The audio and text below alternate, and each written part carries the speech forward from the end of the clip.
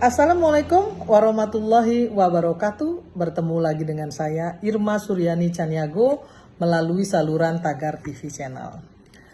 Pemirsa Tagar TV Channel di seluruh Indonesia, kali ini kita akan berbincang-bincang ringan terkait dengan kegaduhan framing berita ada cuan di balik bisnis PCR. Dan korban dari framing negatif ini adalah dua orang menteri yang kebetulan mendapat kepercayaan dan amanah dari Presiden Jokowi untuk menangani pandemi COVID-19. Pak Erick Thohir dan Bapak Luhut Binsar Panjaitan dengan kepercayaan yang diberikan oleh Bapak Presiden melakukan berbagai perjalanan ke luar negeri untuk mendapatkan vaksin COVID-19 yang saat itu diperebutkan oleh semua negara di dunia. Dan alhamdulillah Bapak Erick Thohir, Bapak Luhut Binsar Panjaitan dan Ibu Retno Marsudi, Ibu Menlu kita, berhasil mendapatkan sejumlah vaksin yang diperuntukkan atau dipergunakan untuk memvaksinasi seluruh rakyat Indonesia agar terhindar dari pandemi COVID-19. Namun, yang saya sayangkan ada media yang menulis terkait keterlibatan dua tokoh ini dengan menyebutkan ada dugaan di balik distribusi atau pengelolaan PCR di Indonesia. Padahal kalau kita mau lihat lebih cerdas dan lebih teliti lagi, tulisan ini sama sekali tidak menggunakan data yang baik. Karena di tulisan ini tidak disebutkan berapa sebenarnya jumlah vaksin yang sudah sebenarnya jumlah PCR yang sudah terdistribusikan. Dan pemirsa harus tahu bahwa jumlah PCR yang sudah didistribusikan sampai dengan hari ini sekitar 28 juta. Nah, sementara tulisan tersebut yang menyatakan bahwa ada dugaan cuan dalam bisnis PCR tidak menyertakan data-data tersebut. Bahwa PCR yang sudah terdistribusikan berjumlah 28 juta. Nah, dari 700.000 total PCR yang sudah terdistribusikan tersebut, banyak perusahaan-perusahaan yang bergabung bersama PT PGI. Dan kebetulan ada satu yayasan kemanusiaan Adaro yang juga bergabung di sana dengan saham hanya sebesar 6%. Nah, pemirsa Tagar TV di seluruh Indonesia bisa kita bayangkan dengan 6% saham yang dimiliki oleh oleh yayasan kemanusiaan Adaro tersebut tentunya tidak signifikan bisa memperoleh laba yang kemudian dituduhkan menjadi bagian dari keuntungan yang diambil oleh Bapak Erick Thohir pribadi. Padahal sudah jelas dikatakan di sana bahwa yayasan Adaro tidak ada kaitan sama sekali dengan keberadaan Bapak Menteri BUMN. Karena Pak Menteri ketika sudah diamanahkan untuk menjadi menteri oleh Bapak Presiden Jokowi, beliau sudah melepaskan semua jabatan-jabatan bisnisnya dan fokus dengan tugasnya sebagai pembantu presiden. Repot ketika ada relawan-relawan Jokowi yang juga ikut ya, atau relawan tersebut juga ikut mempergaduh ya, menggaduh atau meningkatkan kegaduhan tersebut dengan kemudian meminta Bapak Presiden memecat Bapak Luhut Binsar Panjaitan dan Bapak Erick Thohir. Dan lucunya lagi, bukan hanya mereka berdua yang minta dipecat, tetapi ada juga Bapak Menteri Sekretaris Negara, Bapak Pratikno juga ikut minta dipecat. Saya menjadi miris dan menjadi sedih ketika ada relawan atau sekelompok orang yang tepuk dada menganggap bahwa diri mereka yang paling berjasa terkait dengan kemenangan Bapak Jokowi Ma'ruf ketika Pilpres kemarin. Padahal kalau kita mau sedikit berkaca dan mau sedikit introspeksi diri, tentunya seluruh rakyat Indonesia tahu bahwa Bapak Erick Thohir adalah ketua tim pemenangan Jokowi Ma'ruf, dan tentunya ketua tim ini jugalah yang kemudian lebih besar jasanya atas kemenangan Bapak Jokowi Ma'ruf. Gitu, kalau mau ditimbang-timbang, kalau mau diperbanding-bandingkan. Tetapi kan Bapak Erick Thohir tidak pernah tepuk dada Pak Erick Thohir yang menjadi Menteri BUMN. Seperti yang kita tahu bahwa Erick pernah menyampaikan kepada publik agar ke depan BUMN tidak lagi menjadi beban APBN. BUMN harus bisa membiayai dirinya sendiri sehingga tidak membebani APBN. Dan tentu ini sesuatu yang luar biasa pemirsa menurut saya.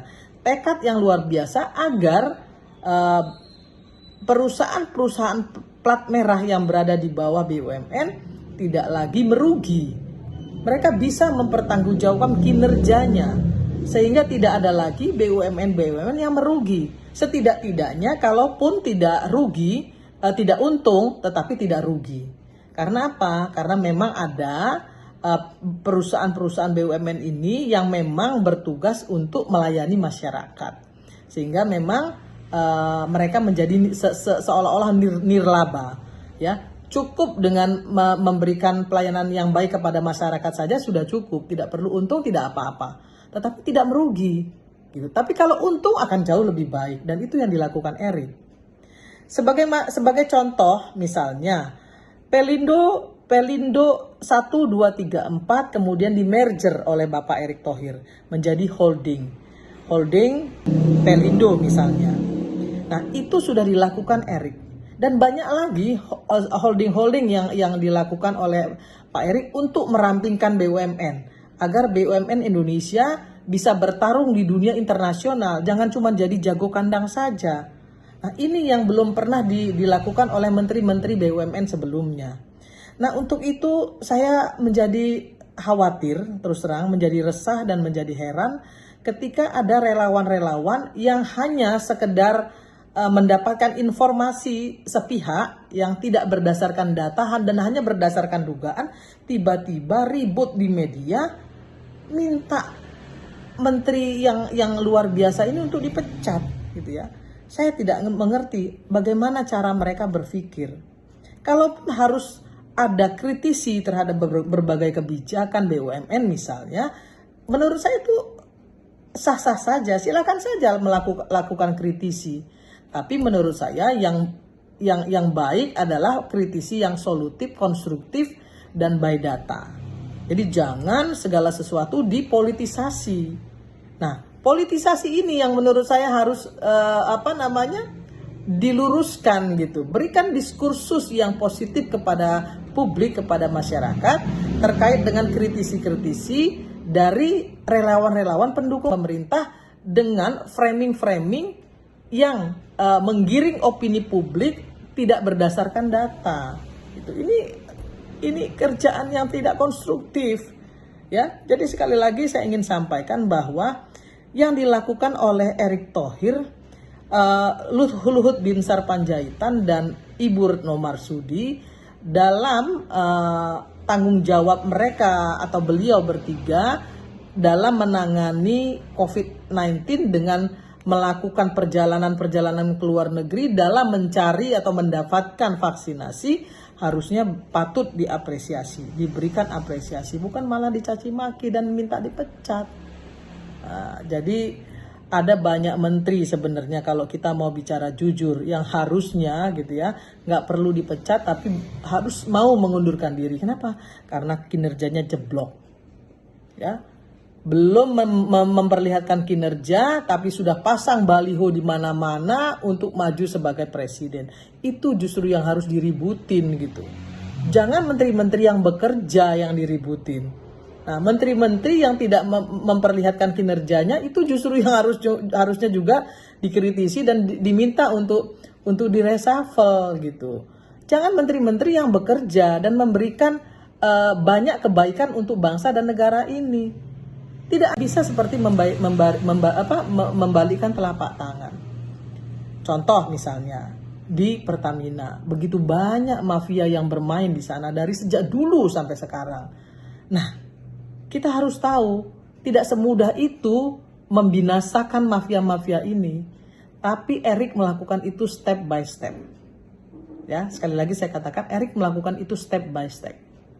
Nah, banyak sekali perusahaan-perusahaan BUMN kita yang sudah mulai menunjukkan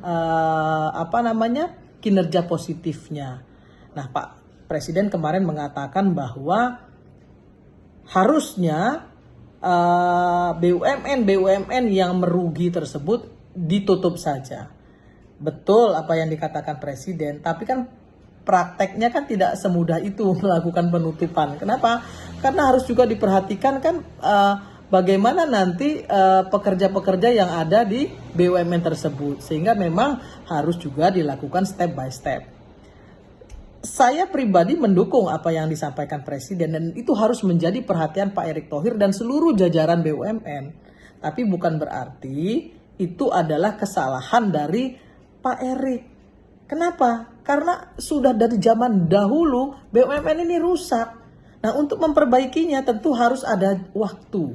Lagi, saya Irma Suryani Caniago, mantan juru bicara Presiden Jokowi Ma'ruf di Pilpres 2019. Saya pernah mengatakan seperti ini ketika Gerindra masuk ya ke dalam koalisi Jokowi Ma'ruf.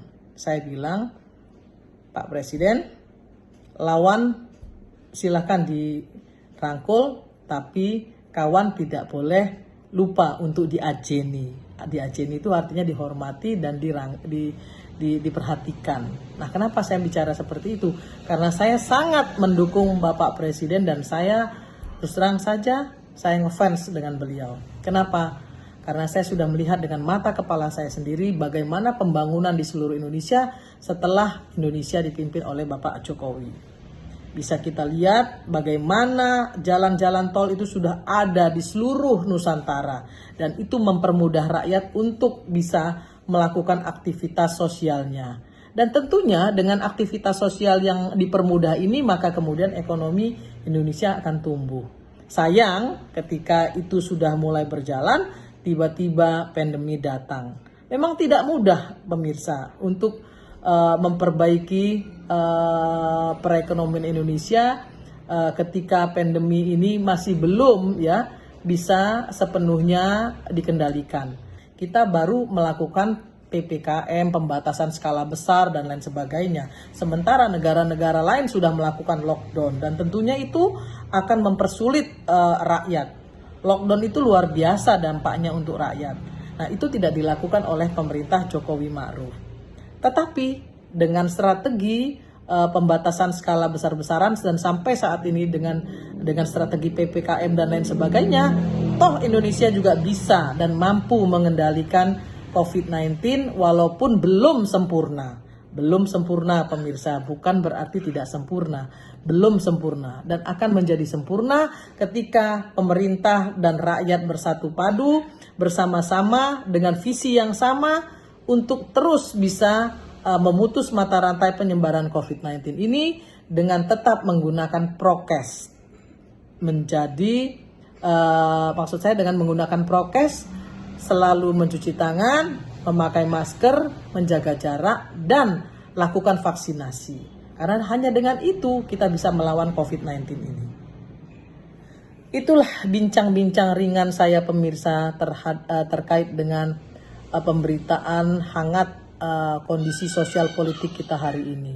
Lakukan terus pembersihan BUMN dan lakukan terus kebaikan-kebaikan BUMN untuk rakyat Indonesia. Saya percaya bahwa Anda bisa, sepercaya saya ketika Anda mengendalikan perusahaan Anda dan Anda berhasil. Dan itu tentunya kita harapkan bersama Bapak Erick Thohir mampu melewati ujian yang diberikan oleh sahabat-sahabat seperjuangannya. Saya yakin sekali tentunya sahabat-sahabat perjuangan, relawan-relawan akan sama-sama memahami bahwa posisi Erick tidak gampang. Posisi Erick penuh tantangan dan posisi Erick juga penuh dengan fitnah, penuh dengan caci maki, penuh dengan segala sesuatu yang akan membuat dia jatuh. Tetapi dia tidak akan pernah jatuh karena beliau ada dengan sahabat-sahabatnya yang akan selalu mendukungnya. Dan pemirsa, mari sama-sama kita pahami bahwa framing-framing negatif itu seharusnya tidak dilakukan kepada seseorang yang sudah bekerja keras. Lakukanlah kritisi yang konstruktif dan berikanlah supporting kepadanya melalui kritisi-kritisi by data.